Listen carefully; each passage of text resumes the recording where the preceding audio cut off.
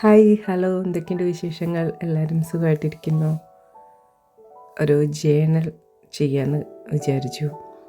ശരിക്കും പറഞ്ഞാൽ ഈ വീഡിയോ ജൂൺ സ്റ്റാർട്ട് ചെയ്തപ്പോൾ തന്നെ എടുത്തതാണ്. അപ്ലോഡ് ചെയ്യാൻ പറ്റിയില്ല, കുറച്ച് താമസങ്ങളൊക്കെ വന്നുപോയി. എന്തായാലും നമുക്ക് ജൂണിൽ ചെയ്തില്ലെങ്കിലും ജൂലൈയിൽ വീണ്ടും ജേണൽ വരുന്നുണ്ടല്ലോ. ഇനി ആരെങ്കിലും ജൂണിൽ ഇതുവരെയും ജേണൽ ചെയ്യാൻ സാധിച്ചില്ലെങ്കിൽ ഇപ്പം തന്നെ സ്റ്റാർട്ട് ചെയ്തോളൂ.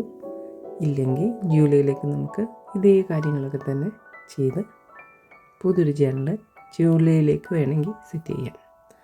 അപ്പോൾ എന്തായാലും നമ്മുടെ വീഡിയോയിലേക്ക് പോവാം. Journal writing.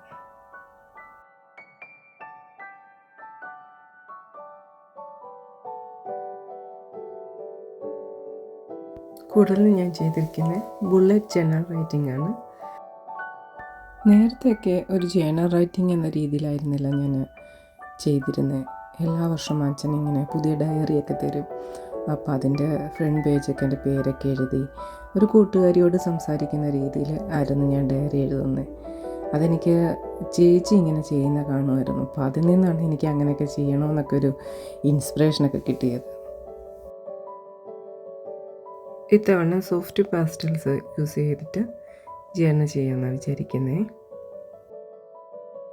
ശരിക്കും പറഞ്ഞാലുണ്ടല്ലോ, എന്ത് ഡിസൈനും കൊടുക്കണം, ഏതൊരു തീം ചെയ്യണം എന്നൊക്കെ നല്ല കൺഫ്യൂഷനായിരുന്നു. കുറേ നേരമൊക്കെ ഇങ്ങനെ കൊടുക്കാമെന്നൊരു ചിന്തയിലായിരുന്നു. പിന്നെ മഴയും വെയിലും പൂക്കളും ചെടികളും ഒക്കെ ആയിട്ട് അങ്ങനൊരു ജൂൺ ജൂലൈ മാസമൊക്കെ എങ്ങനെയല്ലേ, എന്നാൽ പിന്നെ ആ ഒരു രീതിയിൽ തന്നെ ആയിക്കോട്ടെ എന്ന് വിചാരിച്ചു. നമ്മുടെ പേജ് ഇങ്ങനെ ഓപ്പൺ ചെയ്യുമ്പോൾ ഫുൾ സെറ്റായിട്ട് കിട്ടുന്നൊരു പോർഷൻ ഉണ്ടല്ലോ, അതിൻ്റെ ഒരു ലെഫ്റ്റ് സൈഡിലായിട്ട് കാലണ്ടർ സെറ്റ് ചെയ്തു. ഇനി കുറച്ച് പൂക്കളൊക്കെ അവിടെ ഇവിടെയൊക്കെ കൊടുത്ത് കുറച്ച് ലീഫൊക്കെ കൊടുത്ത് ആ ഒരു തീമിൽ തന്നെ ചെയ്യാമെന്ന് വെച്ചു. ഇത് ചെയ്ത് വരുമ്പോൾ നിങ്ങൾക്ക് മനസ്സിലാവും എവിടെ നിന്നാണ് ഈ തീം കിട്ടിയതെന്ന്. അത് ആദ്യം ഞാനൊന്ന് കാണിച്ചിരുന്നു. ഇനി ഞാൻ ഫുൾ വരച്ച് കഴിയുമ്പോൾ അത് പൂർണ്ണമായിട്ട് മനസ്സിലാവും.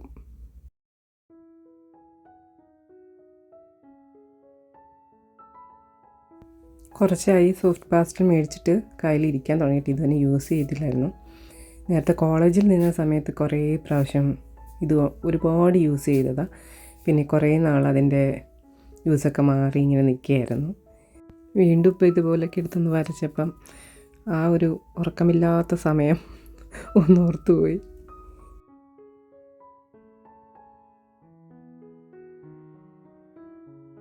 ഞാനിപ്പോൾ അങ്ങനെ സ്ഥിരമായിട്ട് ഡയറി എഴുതുന്ന പോലെ അങ്ങനെ ചെയ്യാറില്ല.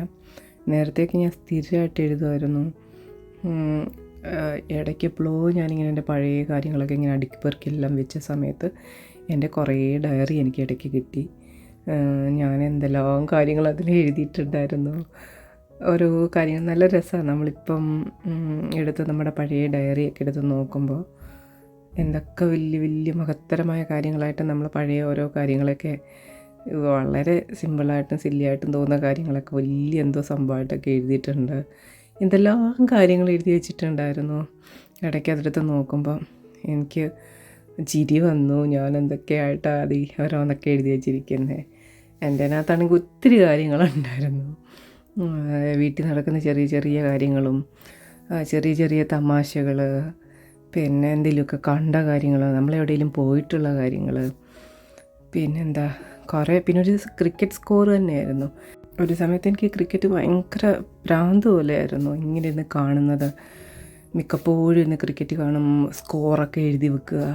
ആ കളി ഈ കളി അത് ശരിയായില്ല, അതിനകത്ത് ഇത് ഇങ്ങനത്തെ ഫോൾട്ട് ഉണ്ടായിരുന്നു, ഇവരിന്ന് വിൻ ചെയ്തു, അവർ ഇത്തവണ ലൂസ് ചെയ്തു എന്നും പറഞ്ഞുകൊണ്ടൊക്കെ ഉള്ള എല്ലാ കാര്യങ്ങളും എഴുതി വെക്കും. എന്തിനാണോ എന്തോ ഇതൊക്കെ ചെയ്യുന്നതെന്ന് എനിക്കറിയൂടെ, ഇതെല്ലാം ഞാൻ എഴുതുമായിരുന്നു. പിന്നെ അന്നത്തെ ഓരോ ഡേയിൽ പ്രധാനപ്പെട്ട അന്നത്തെ ഡേയുടെ ഇമ്പോർട്ടൻസ് എന്താണെന്നുള്ളത് ഒരു ജനറൽ നോളജ് പോലെ. പിന്നെ വീട്ടിൽ നടന്ന കാര്യങ്ങൾ, എനിക്ക് വലിയതായിട്ട് സംഭവിച്ച കാര്യങ്ങൾ, ഇത് സംഭവിച്ചു അത് സംഭവിച്ചു, ഇങ്ങനെയായിരുന്നു അതായിരുന്നു, ഞാനിന്ന് ബസ്സിൽ പോയപ്പോൾ ഇങ്ങനെ ഉണ്ടായി, അങ്ങനെയൊക്കെ എനിക്കറിയാൻ വയ്യ. ചെറുതും വലുതായിട്ട് എല്ലാ കാര്യങ്ങളും ഞാൻ അതിൽ എഴുതുമായിരുന്നു. പിന്നെ എപ്പോഴോ ഞാനിതൊക്കെ എടുത്ത് ഒരു പ്രാവശ്യം ഇങ്ങനെ നോക്കിയപ്പോൾ ഭയങ്കര രസമായിട്ട് തോന്നി അന്നേരം.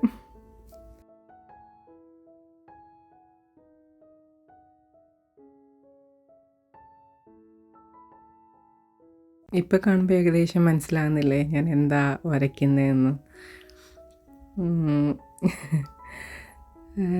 ഞാനിങ്ങനെ കുറേ ഡൗട്ടിലായിരുന്നു എന്ത് വെച്ചിട്ട് സ്റ്റാർട്ട് ചെയ്യണം, എന്ത് വരയ്ക്കണമെന്നൊക്കെ. നേരത്തെ ഉള്ള കുറേയൊക്കെ ഞാൻ ആ ഒരു ചെറിയ ഓരോ മന്തിൻ്റെ തീമിലൊക്കെയായിരുന്നു ചെയ്തത്. ഇപ്പം ജൂൺ ജൂലൈ എന്നൊക്കെ വരുമ്പോൾ എന്താണ് എന്നുള്ളൊരു ചെറിയൊരു കൺഫ്യൂഷൻ ഉണ്ടായിരുന്നു. അങ്ങനെ എനിക്ക് തോന്നി ഇങ്ങനെ ചെയ്യാമെന്ന്. ഇങ്ങനെ വരച്ച് വന്നപ്പോൾ ഇങ്ങനെയായി സംഭവം. പിന്നെ ഇതൊക്കെ നമ്മുടെ ഓരോ ഇഷ്ടങ്ങളല്ലേ. ചിലപ്പം നമുക്കിഷ്ടമായിട്ട് തോന്നും, മറ്റൊരാൾക്ക് ഇഷ്ടമാകണമെന്നില്ല. എനിക്കെന്തപ്പോ കണ്ടപ്പോൾ എനിക്കിങ്ങനെയൊക്കെ ചെയ്യാമെന്ന് തോന്നിയിട്ടാണ് ഇങ്ങനൊന്നും ചെയ്യണമെന്ന് വിചാരിച്ചിട്ടല്ല സ്റ്റാർട്ട് ചെയ്ത് തുടങ്ങിയപ്പം ഇങ്ങനെയൊക്കെ ആയി.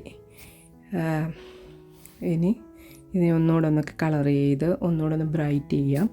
ഷെയ്ഡൊക്കെ കൊടുത്തിട്ട് ഒന്നുകൂടെ ചെറിയ രീതിയിലൊക്കെ ഒന്ന് ഷെയ്ഡൊക്കെ ചെയ്ത് വരുമ്പം കുറച്ചും കൂടെ റിയലായിട്ടൊക്കെ തോന്നുന്ന പോലെ ഒന്ന് ചെയ്തെടുക്കാമെന്ന് വിചാരിച്ചു.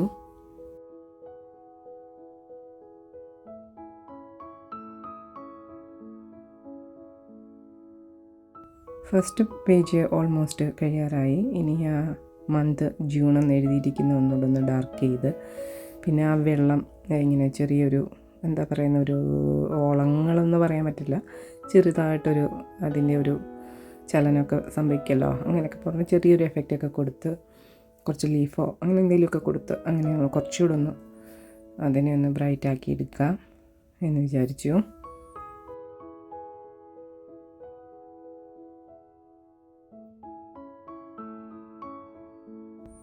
ഇപ്പോൾ മനസ്സിലായോ ഈ പൂക്കളും ഇലകളും ഒക്കെ എവിടെയെങ്കിലും കണ്ടതുപോലെ തോന്നുന്നുണ്ടോ?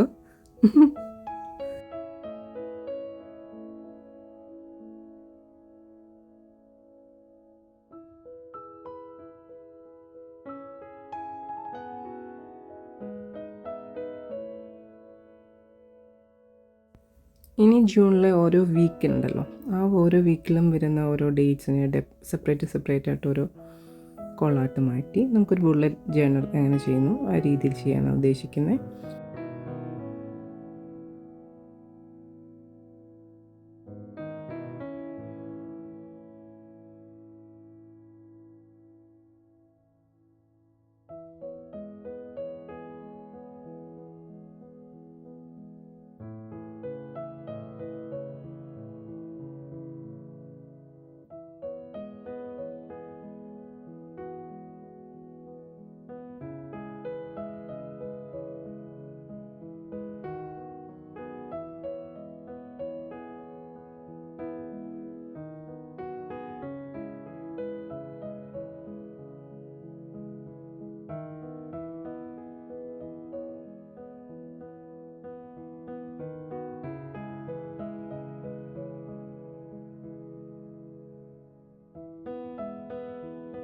ഫസ്റ്റ് പേജ് ചെയ്തിരിക്കുന്ന ആ ഒരു ഡിസൈൻ ഉണ്ടല്ലോ, ആ ഒരു ഫ്ലവേഴ്സും ലീഫും ആ കളർ തീമും അത് തന്നെയാണ് വീണ്ടും നമ്മൾ കണ്ടിന്യൂ ചെയ്തിട്ട് ആ ഒരു അതേ കളർ തീമിൽ തന്നെയാണ് ബാക്കിയുള്ള ഓരോ ഡേയും സെറ്റ് ചെയ്തിരിക്കുന്നത്. ഇതിപ്പോൾ ഞാൻ ചെയ്തിരിക്കുന്നത് ഇങ്ങനെയുള്ള ഫുൾ സെറ്റായിട്ടുള്ള ജേണലായിട്ടുള്ള നമുക്ക് വാങ്ങാനൊക്കെ കിട്ടും. പക്ഷേ സാധാരണ നമ്മുടെ ഒരു നോട്ട്ബുക്കിനെയും നമുക്ക് എങ്ങനെ ഇതേപോലെ ഒരു ജേണൽ സെറ്റ് ചെയ്യാം ഹാൻഡ് മെയ്ഡായിട്ട്, നമുക്ക് തന്നെ സാധാരണ നോട്ട്ബുക്കിനെ നമുക്കിതുപോലെ സെറ്റ് ചെയ്ത് ഒരു ഡയറി പോലെ എഴുതാം, അതിനകത്ത് ബുള്ളറ്റ് ജേണലായിട്ട് എഴുതാം. അങ്ങനെയുള്ളൊരു ഇതിൻ്റെ ഒരു എന്താ പറയുന്നത്, എങ്ങനെ എടുക്കാം, എങ്ങനെ ചെയ്യാം എന്നുള്ളതിൻ്റെ ഒരു മോഡലായി ചെയ്തിരിക്കുന്നത് കേട്ടോ.